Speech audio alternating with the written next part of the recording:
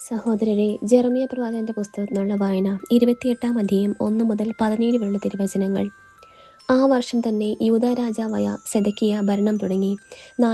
നാലാം വർഷം 5-ാം മാസം ആസൂറിന്റെ പുത്രനും ഗിബിയോണിലെ പ്രവാചകനുമായ ഹനനിയ ദേവാലയത്തിൽ വെച്ച് പുരോഹിതന്മാരുടെയും ജനത്തിന്റെയും സാന്നിധ്യത്തിൽ എന്നോട് പറഞ്ഞു: ഇസ്രായേലിന്റെ ദൈവമായ സൈന്യങ്ങളുടെ കർത്താവ് അരുളിച്ചെയ്യുന്നു, ഞാൻ ബാബിലോൺ രാജാവിന്റെ നുകം തകർത്തു കളയും.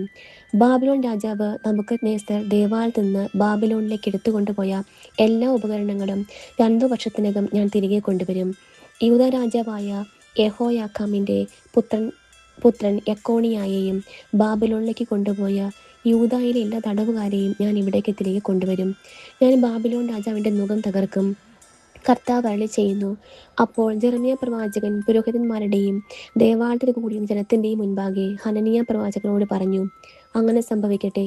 ദേവാലയത്തിലെ ഉപകരണങ്ങളെയും സകല അടിമകളെയും ബാബിലോണിൽ നിന്ന് ഇങ്ങോട്ട് കൊണ്ടുവരും എന്നുള്ള നിന്റെ പ്രവചനം കർത്താവ് നിറവേറ്റട്ടെ. എന്നാൽ ഞാൻ ഇപ്പോൾ നിന്നോടും ജനത്തോടും പറയുന്ന ഈ വചനം ശ്രവിക്കുക. എനിക്കും നിനക്കും മുൻപ് പണ്ടുമുതലേ ഉണ്ടായിരുന്ന പ്രവാചകന്മാർ അനേക ദേശങ്ങൾക്കും പ്രബല രാഷ്ട്രങ്ങൾക്കുമെതിരായി യുദ്ധവും ക്ഷാമവും പകർച്ചവ്യാധിയും ഉണ്ടാകുമെന്ന് പ്രവചിച്ചു. സമാധാനം പ്രവചിക്കുന്ന പ്രവാചകൻ യഥാർത്ഥത്തിൽ കർത്താവിനാൽ അയക്കപ്പെട്ടവനാണെന്ന് തെളിയുന്നത് അവന് പ്രവചിച്ച കാര്യം സംഭവിക്കുമ്പോഴാണ്. അപ്പോൾ ഹനനിയ പ്രവാചകൻ ജെറമിയ പ്രവാചകന്റെ കഴുത്തിൽ നിന്ന് നുകം എടുത്ത് ഒടിച്ചു കളയാൻ ജനത്തോട് പറഞ്ഞു: കർത്താവ് അരുളിച്ചെയ്യുന്നു, ഇങ്ങനെ തന്നെ ബാബിലോൺ രാജാവായ നബൂഖദ്നേസറിന്റെ നുകം എല്ലാ ജനതകളുടെയും കഴുത്തിൽ നിന്ന് 2 വത്സരത്തിനകം ഞാൻ ഒടിച്ചു കളയും. അപ്പോൾ ജെറമിയ പ്രവാചകൻ അവിടം വിട്ടുപോയി.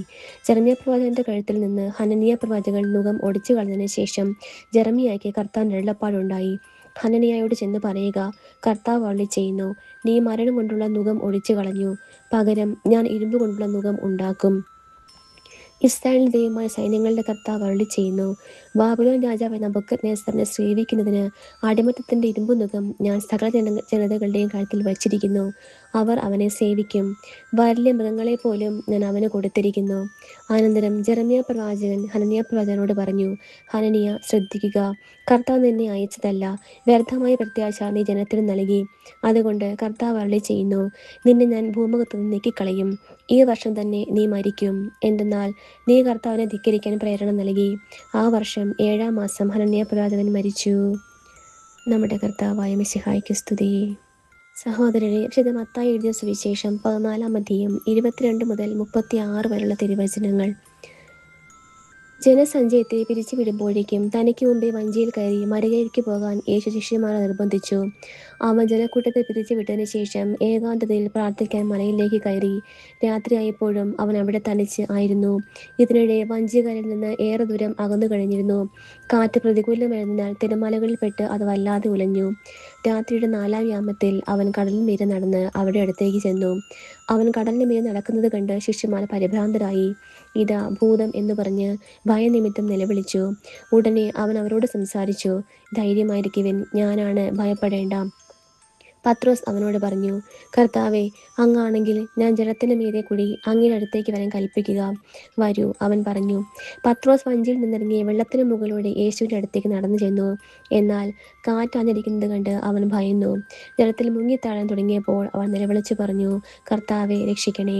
ഉടനെ യേശു കൈ നീട്ടി അവനെ പിടിച്ചുകൊണ്ട് പറഞ്ഞു: അല്പവിശ്വാസി, നീ സംശയിച്ചതെന്ത്? അവർ വഞ്ചിയിൽ കയറിയപ്പോൾ കാറ്റ് ശമിച്ചു. വഞ്ചിയിലുണ്ടായിരുന്നവർ അവനെ ആരാധിച്ചുകൊണ്ട് സത്യമായും നീ ദൈവപുത്രനാണ് എന്ന് പറഞ്ഞു.